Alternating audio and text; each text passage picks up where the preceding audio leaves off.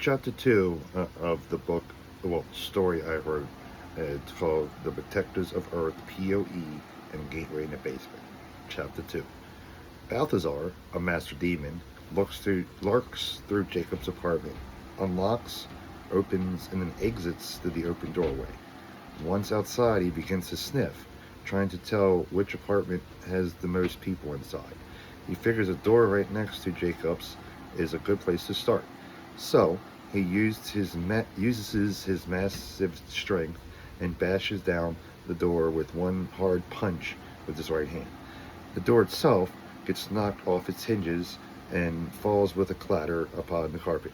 He walks through the open doorway, gazing at an older couple watching television as they are pieces of meat. They do not notice him until he is standing next to the television.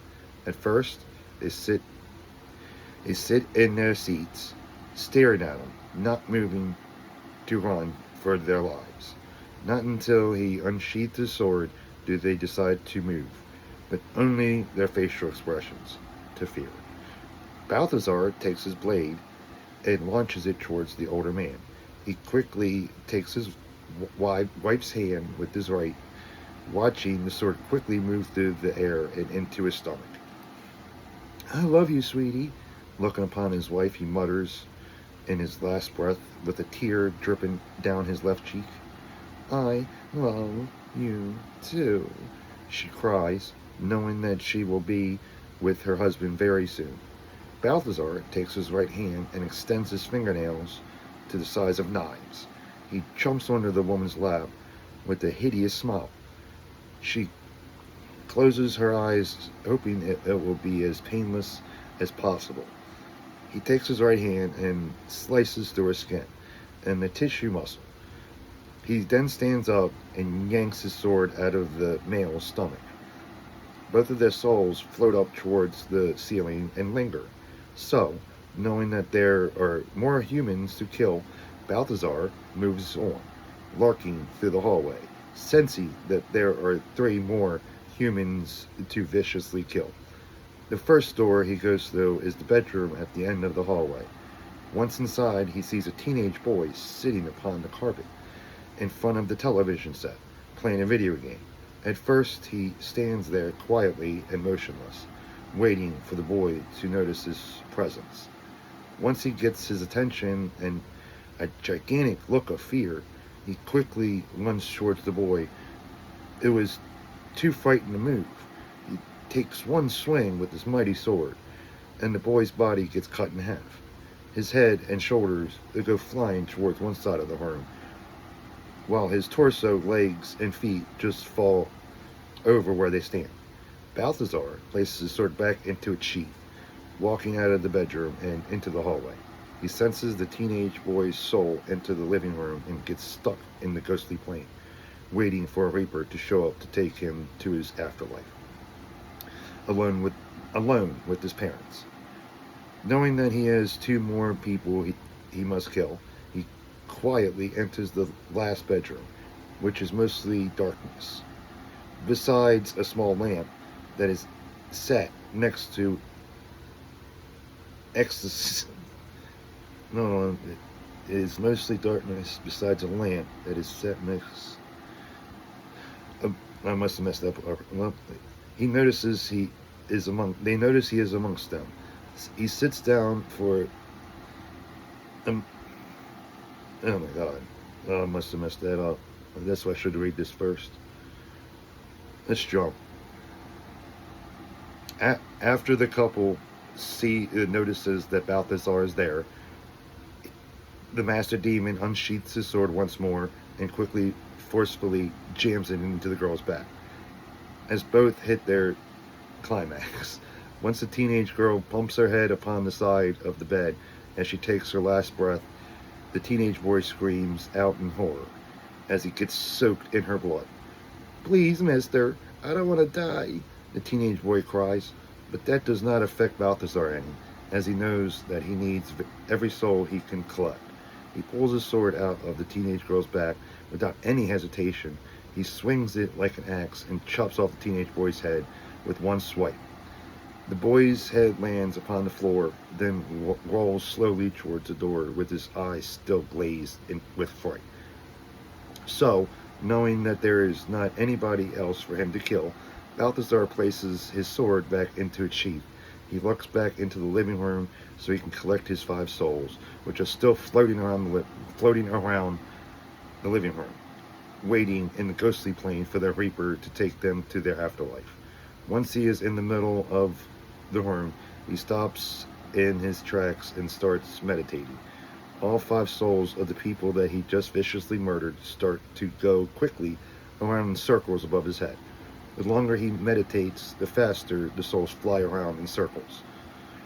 The longer he meditates, the faster they fly around in circles, until finally they go into Balthazar's mouth and nose.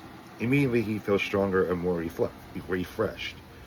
He finally walks back into Jacob's bedroom, Jacob's apartment, and disappears into the living room's ventilation duct, exactly where he came in. As soon as he enters his very own personal hell, where he is king, he is quickly surrounded by his minions. "What shall we do with the 2 humans we kidnapped?"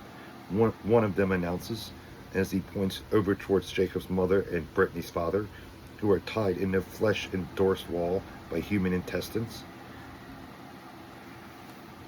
Leave them be for the time being." Balthazar walks through the crowd of his own minions, past his throne, and opens a closet that is right behind his throne.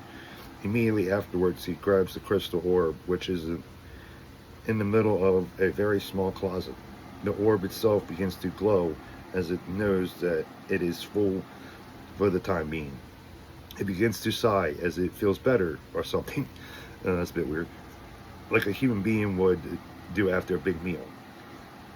"What are you going to do?" Miss Whitmore struggles to get free from her bind, but the human intestines are bound across her ankles and wrists way too tight for her to get loose. "I'm not going to do anything to either of you yet, but I will show you what will happen to you later if the field agents of the Protectors of Earth give me any more trouble." He closes the closet. Oh, sorry, any trouble. They haven't met yet. Whoops.